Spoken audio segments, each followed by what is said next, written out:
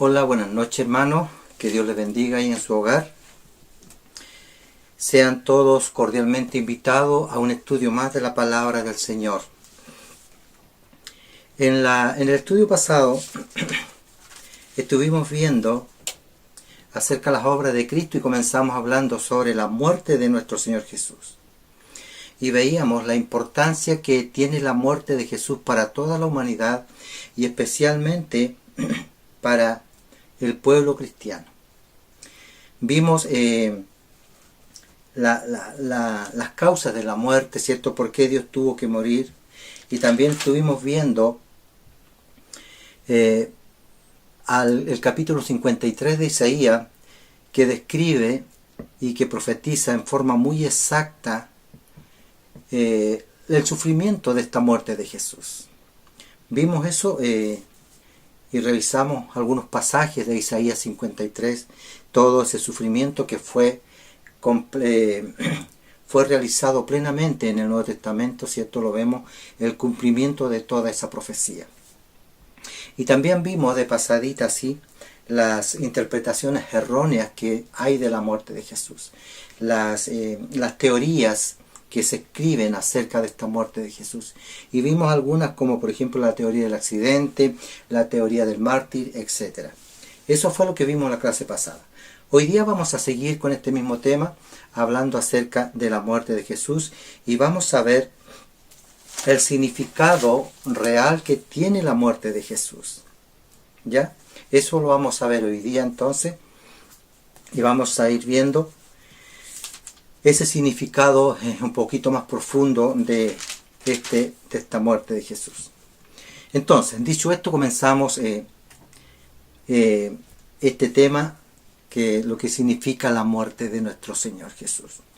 Entonces, hermano, vemos que la muerte y resurrección de Jesús son los acontecimientos más importantes para la humanidad. Son los más importantes para la humanidad y especialmente en la teología cristiana, estos dos acontecimientos. Y vamos a hablar no de la resurrección, sino estamos hablando de la muerte de Jesús, pero están unidos.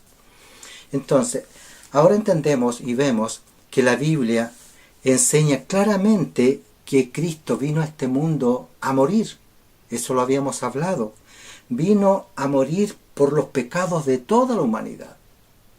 Eso enseña en forma clara la Biblia. Y también enseña que nuestro Señor Jesús, cuando vino a este mundo, se hizo hombre, se humanó, ¿ya? Se humanó, y en esa condición de hombre, Él se presentó voluntariamente como una ofrenda, se presentó como un sacrificio vivo, ¿ya? Por nuestros pecados. Eso es lo que enseña la Biblia claramente, ¿cierto? Que este Cristo, este hombre, este Dios, vino, este ser santo, un día a esta tierra, se humanó para poder morir. ¿Te acuerdas que le decíamos? Y Juan 1:14 dice, aquel verbo se hizo carne y habitó entre nosotros, y vimos su gloria como la del unigénito del Padre, lleno de gracia y verdad. Este verbo vino un día y se hizo carne, nuestro Señor Jesús.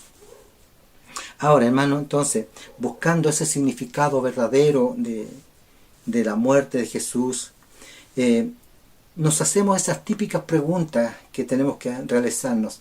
Siempre que estudiamos la palabra del Señor debemos preguntarle a la Biblia, ¿cierto? Con mucha reverencia, con mucha humildad. Y la pregunta que nos surge acá es que, ¿por qué? ¿Por qué Dios tuvo que morir y por qué no hubo otra forma para rescatar a la humanidad? O podríamos preguntarnos por qué Dios, siendo un Dios de amor, no perdonó este pecado del ser humano, si era un Dios de amor. Esas preguntas y muchas más las responde la Biblia también. Y vamos a buscar respuestas respecto a estas dos preguntas que nos hacemos.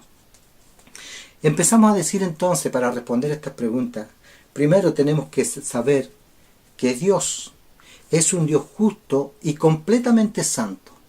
Eso tenemos que tenerlo presente para empezar a responder esta pregunta. Dios es un Dios justo y completamente santo, y Él no admite el pecado ni puede ver el pecado. ¿Ya? Él no puede mirar el pecado siquiera. Su santidad no le permite. Habacuc 1:13 dice: muy limpio eres de ojos para ver el mal. Habacuc 1:13. Entonces, el pecado, hermano, para Dios es una ofensa y es una injusticia para Dios el pecado. ¿Ya? Una injusticia que va contraria a su carácter. Por lo tanto, Él aborrece el pecado, la Biblia da a entender y lo dice. Dios aborrece el pecado. Entonces, como Él es un ser santo y justo y aborrece este pecado, Él se ve en la obligación de castigar el pecado. Siempre usted escucha que Dios es un Dios lleno de amor y nos quedamos solamente en eso, predicando en un Dios de amor. Y nos olvidamos la otra parte que dice que Dios es fuego consumidor, que Dios ama al pecador, que Dios aborrece el pecado, que Dios está airado con el pecado. Esa parte a veces no la predicamos. Pero esa es la realidad. Dios es un Dios justo, santo, que ama al pecador, pero aborrece el pecado. Romanos 6:23 dice: porque la paga del pecado es muerte. Eso es la paga del pecado. Es muerte. Y luego dice ese versículo: más la dádiva o el regalo de Dios, que es en Cristo Jesús Señor nuestro, es vida eterna. El regalo es Cristo, y Cristo es la vida y es la vida eterna. Ezequiel 18:20 dice: el alma que pecare, esa morirá. Entonces, el pecado está asociado a la muerte. ¿Ya? Ahora, esta muerte, hermano, no es solamente una muerte física, sino que también es una muerte espiritual. Que bienaventurado es aquel Hijo de Dios que muere con Cristo. Cuando alguien muere con Cristo, se va a los brazos del Señor. Se va a una vida con Cristo. Pero qué triste es aquella persona que muere sin Cristo. Esa persona muere físicamente, pero también hay una muerte espiritual que lo separa eternamente de Dios. Está separado eternamente de la presencia y de la gloria de Dios. Y esto es una tragedia, hermano. Es una tremenda tragedia que al morir usted quede ahora separado de la presencia y de la gloria de Dios eternamente, sin ninguna esperanza, cuando el pecador muere sin Cristo. Qué horrible, qué tragedia más grande. Entonces quedamos eternamente separados, como dice 2 Tesalonicenses 1:9. Y ahora estudiamos en la clase pasada y veíamos dónde se originó el pecado que produce muerte, que produce separación. Y lo veíamos y todos sabemos dónde se originó el pecado y sabíamos que es en el huerto del Edén, ¿cierto? Y también vimos las consecuencias que trajo el pecado sobre el hombre, y no sobre ese hombre, sino sobre toda la raza humana.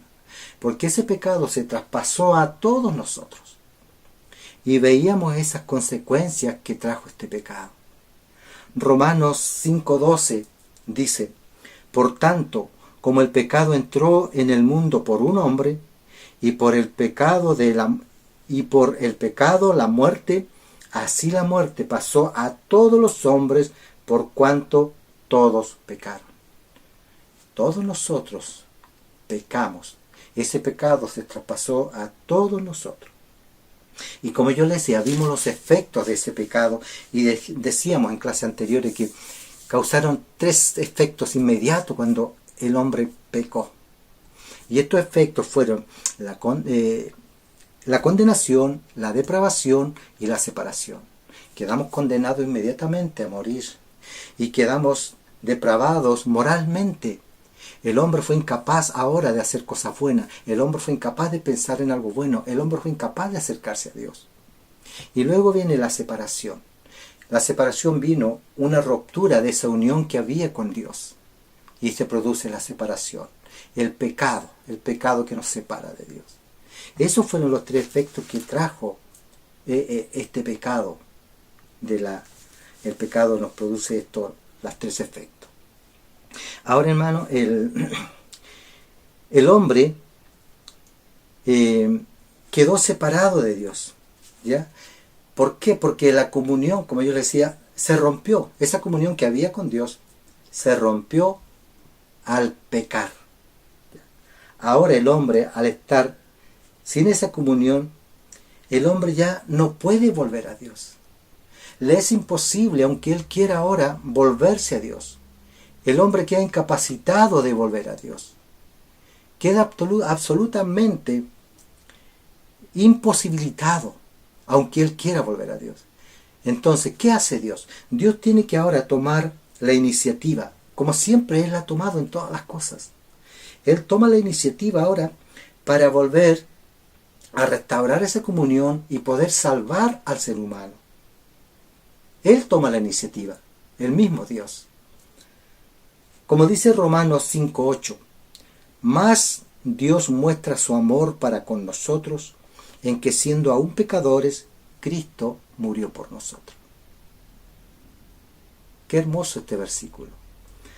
Ahora Dios toma la iniciativa y, como dice Romanos, muestra su amor para con nosotros, enviando a su Hijo Jesucristo para poder salvarnos, para poder rescatarnos. Cristo ahora muere por nosotros, porque la paga del pecado es muerte, y alguien debía pagar, y alguien debía morir. ¿Se da cuenta? Y ese que debía morir ahora viene a ser nuestro Señor Jesucristo. Él vino a pagar, Él vino a morir por nosotros. Eso es más o menos respecto a lo que significa la muerte de Cristo. Ahora vamos a ver brevemente, hermano, vamos a ver cuatro términos, o mejor dicho, cuatro aspectos que están muy relacionados con la muerte de Cristo. Hay cuatro términos que usted siempre quizás ha escuchado, pero no sabemos claramente qué es lo que significa en el fondo. Pero sí, estos cuatro están relacionados uno al otro, relacionados con la muerte de Cristo. Y estos términos son expiación, sustitución, propiciación y redención. Usted lo ha escuchado muchas veces. Empecemos hablando de la expiación. Expiación significa quitar el pecado mediante un sacrificio. Eso es la expiación. Grábeselo. Expiación es quitar el pecado mediante un sacrificio. Eso es, en simples palabras. Ahora, el vocablo expiación en el hebreo es kiper, ¿ya? Y expresa una idea de cubrir el pecado o al pecador. Eso es la expiación. Esa idea es la que expresa la palabra expiación, de cubrir al pecado o al pecador. Entonces ahora entendemos que la sangre de los sacrificios, se recuerda en el Antiguo Testamento, la cual el sacerdote rociaba sobre el propiciatorio en el día de la propiciación, ¿cierto? Y lo hacía 7 veces. Eso servía, esa sangre servía, por decirlo de una manera, como un elemento que se anteponía entre Dios y el ser humano. La sangre, la propiciación, se ponía entre Dios y el pecador, por decirlo de esa manera, como una manera de ocultar el pecado del hombre.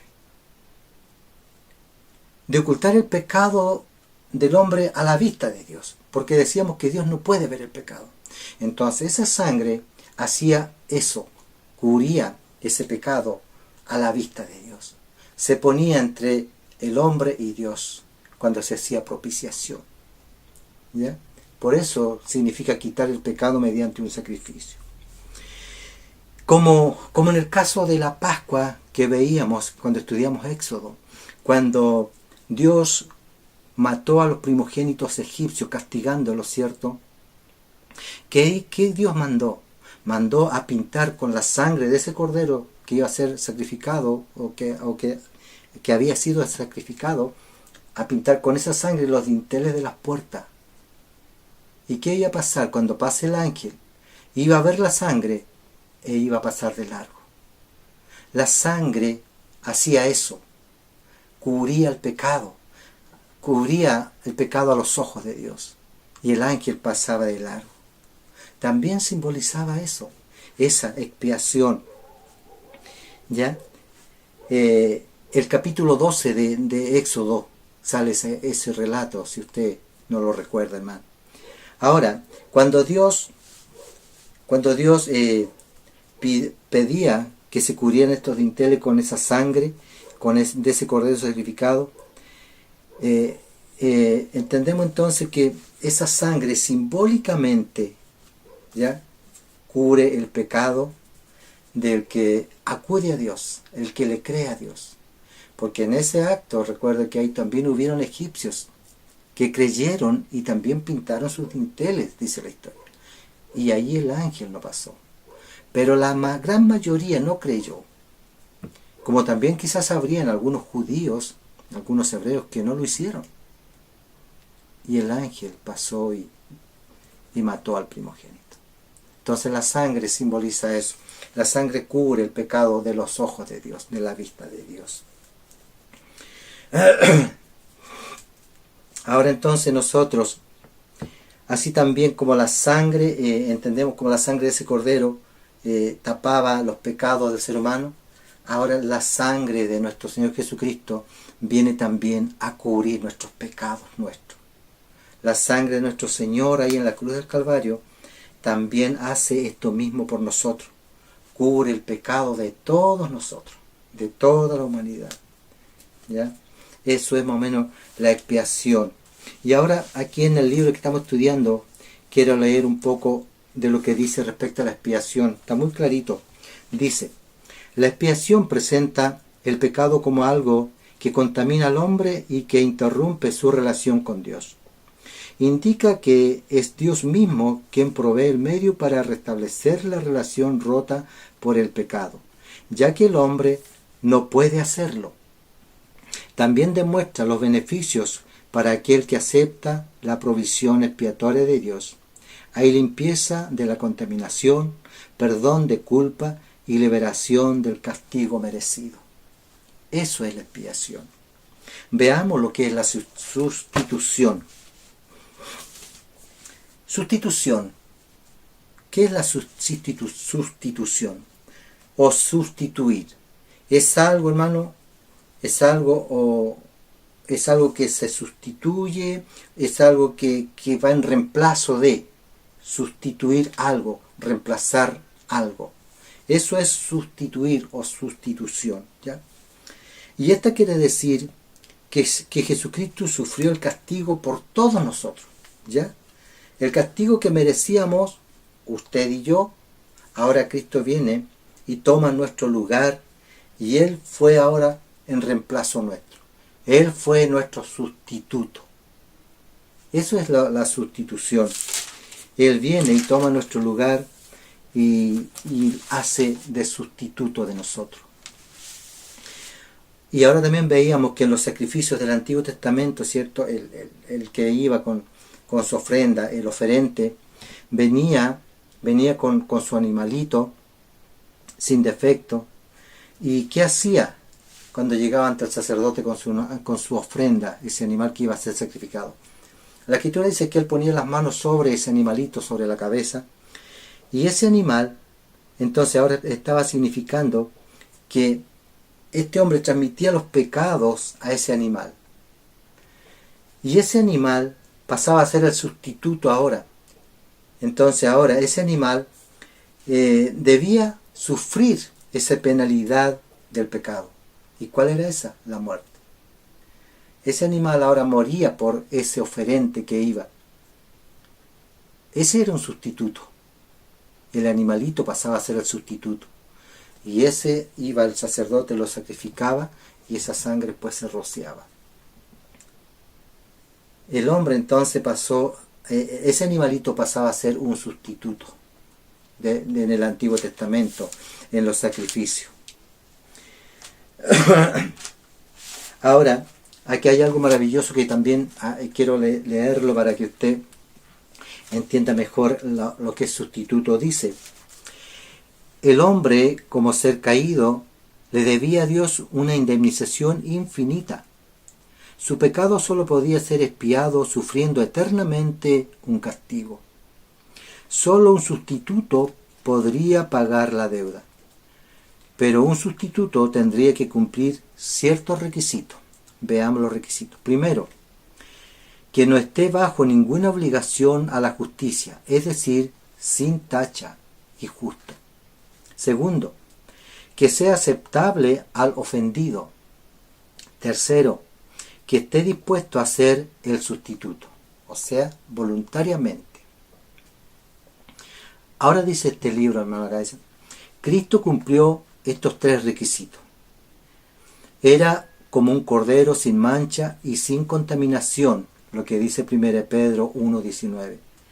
También dice que fue provisto por el Padre, como dice el requisito número 2, que sea aceptable al ofendido, a Dios.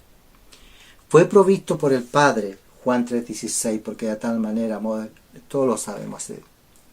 Y también dice, y vino para dar su vida en rescate por muchos, en Marcos 10:45.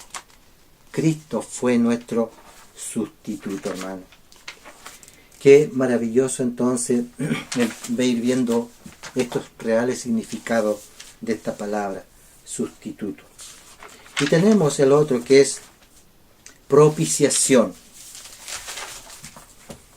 ¿Qué es lo que significa propiciación? Propiciar quiere decir aplacar la ira de una persona mediante un regalo u ofrenda que agrade al ofendido. Esa es la propiciación. Es dar un regalo al ofendido, una ofrenda, ¿ya?, que le agrade al ofendido. ¿Para qué? Para aplacar la ira de esa persona. Y decíamos que Dios se aira con el pecado. Dios está airado con el pecado. Efesios 2:3 dice, el apóstol Pablo dice que éramos por naturaleza hijos de ira, lo mismo que los demás. Nosotros antes éramos hijos de ira por naturaleza. Y el apóstol Juan dice también que la ira de Dios está sobre el incrédulo. La ira de Dios está sobre el incrédulo. Juan 3:36. Entonces ahora entendemos, hermano, que Dios es un Dios que está airado con el pecado, que está airado con el incrédulo, que nosotros éramos hijos por naturaleza, hijos de ira, que provocábamos constantemente a Dios a la ira. Con nuestros pecados cada día estábamos provocando a la ira, al enojo de Dios. ¿Ya? Eso es lo que nos está diciendo. Entonces, la santidad perfecta de Dios no puede admitir el pecado. Es más, lo aborrece. Él aborrece el pecado.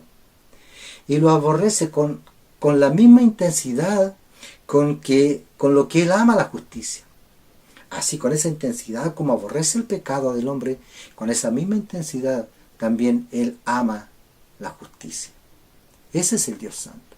La ira de Dios es una ira santa, porque Dios, como yo le decía en otra ocasión, Dios no se aira por cualquier cosa. Dios solo se aira y se enoja con el pecado, con la maldad. La ira de Dios también es una ira santa. La Biblia nos da a entender, hermano, que Dios ama al pecador, pero odia y castiga el pecado. Lo que yo le decía, Dios ama y Dios es amor, pero también es fuego consumidor. Y la Biblia nos da a entender eso, que Dios ama al pecador, pero odia y castiga el pecado. Y como Dios es un Dios justo, santo, por esto Él se ve obligado a rechazar al hombre que peca deliberadamente. Por más que Dios lo ame, por más que Dios ame al hombre, se ve obligado a rechazar a ese hombre que peca deliberadamente. ¿Y sabe por qué lo rechaza?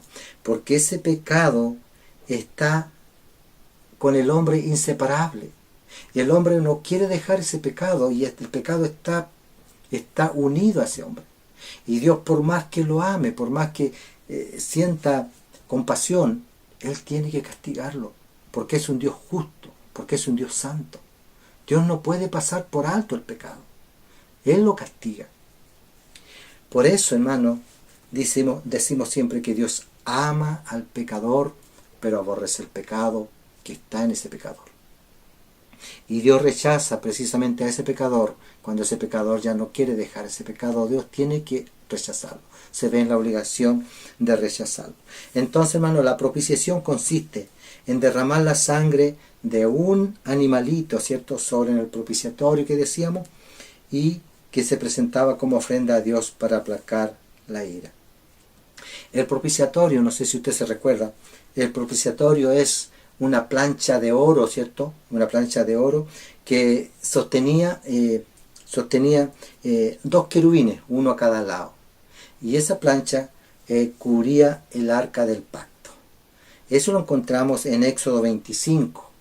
Del 18 en adelante encontramos las medidas del arca, cómo era este propiciatorio, esta plancha.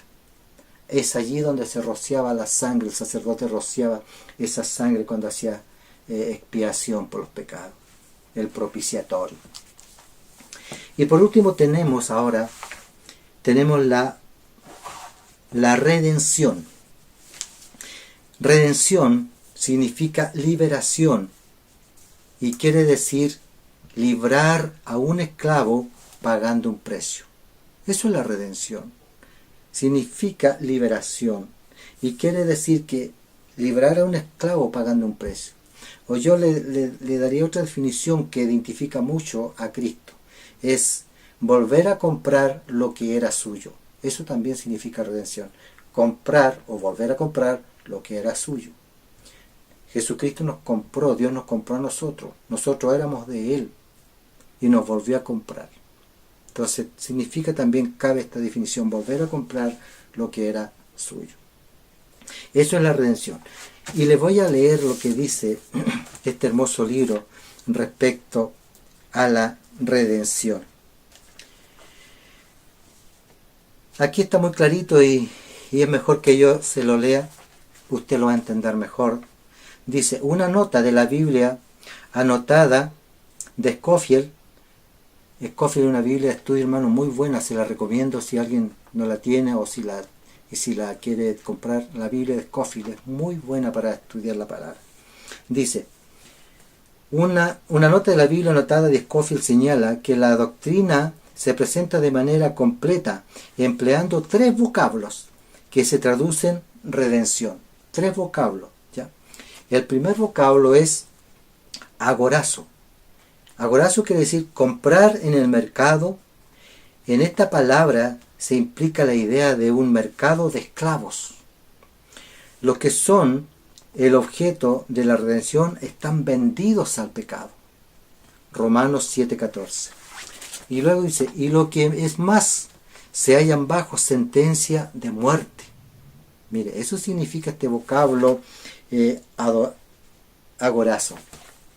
Están sentenciados a muerte. Ezequiel 18:4, Juan 3:18 al 19, Romanos 3:19, Gálatas 3:13 hablan de esto.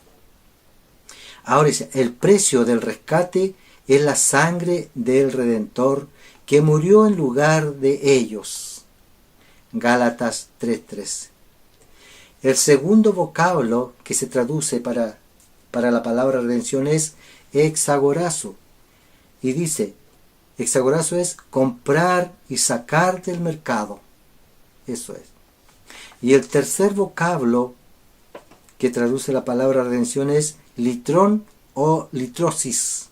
Y significa soltar, poner en libertad mediante el pago de un precio. Juan 8:32, Gálatas 4:4, Romanos 8:21. La redención se efectúa por medio de sacrificio y de poder. Cristo pagó el precio. El Espíritu Santo traduce para el creyente la liberación en experiencia. Romanos 8:2. Eso es lo que explica esta palabra redención en estos tres vocablos. Lo encontré muy clarito, por eso se lo estoy leyendo de una manera que pueda entenderse aún mejor a que yo se lo explicara. Ahora, hermano, esta redención ya la encontramos en el Antiguo Testamento. Ya encontramos una ilustración en el Antiguo Testamento respecto a la redención, ¿ya? Y yo les voy a leer aquí lo que dice. En Levítico